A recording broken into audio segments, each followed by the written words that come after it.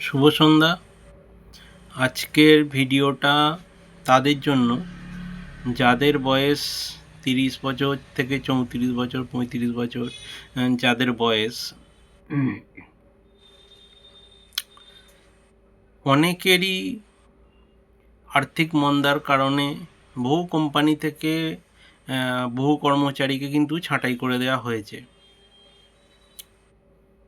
বহু মানুষ নতুন চাকরির জন্য চেষ্টা করছে কিন্তু পাচ্ছে না।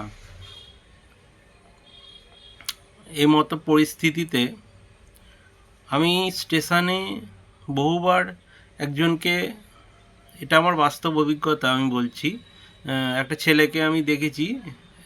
সে কিন্তু ওই টাইমে প্রত্যেক দিনই দেখি বসে থাকে, ব্যাগপত্র নিয়ে প্রত্যেক দিনই স্টেশনে দেখি বসে থাকে।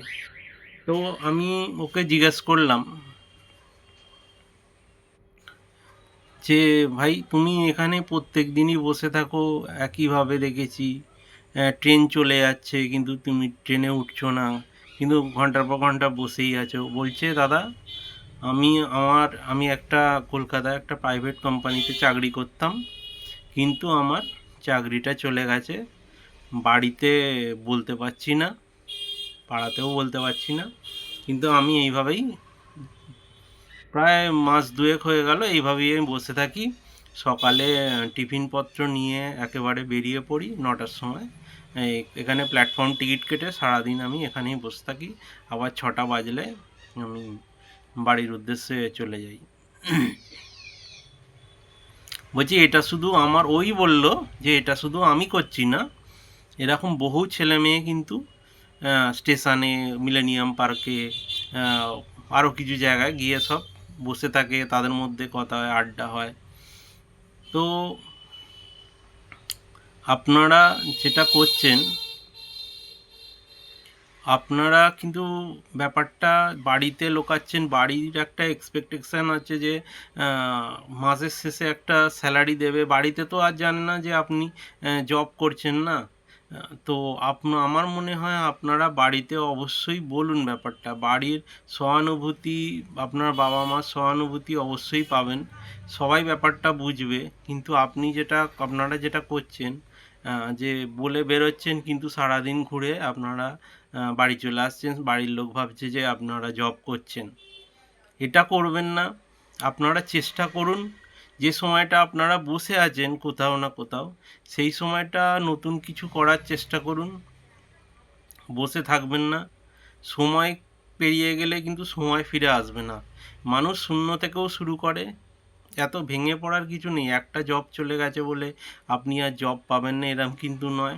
অনেকে আবার অনেক চিন্তা ভাবনা করছে, এইটা করে ফেলবো, ওইটা করে ফেলবো। একদমই এসব চিন্তা ভাবনা মাথা থেকে বার করে ফেলুন। আপনারা বাড়িতে বলুন, বন্ধু বান্ধবের সঙ্গে আলোচনা করুন। জীবনটা এত ছোট নয়। ঠিক কোথাও না কোথাও ঈশ্বর জুটিয়ে দেবেন কোনো না কোনো কাজ। আপনি ছোট একটা ব্যবসা শুরু করতে পারেন, সেখান থেকে কিছু আর্নিং করতে পারেন। তো আপনি অযথা সময় নষ্ট করবেন না বসে। আপনারা চেষ্টা করুন, আর বিশেষ করে বাড়িতে অবশ্যই বলুন যে আমি বেকার। তো সত্যি কথা বলতে তো লজ্জা নেই, সত্যি কথা বলুন, সবাইকার সহানুভূতি আপনারা পাবেন।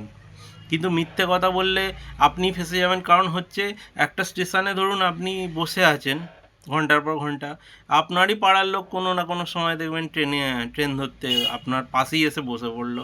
তখন আপনি একটা এর মধ্যে পড়ে যাবেন, কি বলবেন না বলবেন। তো এগুলো করবেন না। আপনারা নতুন কিছু করার চেষ্টা করুন।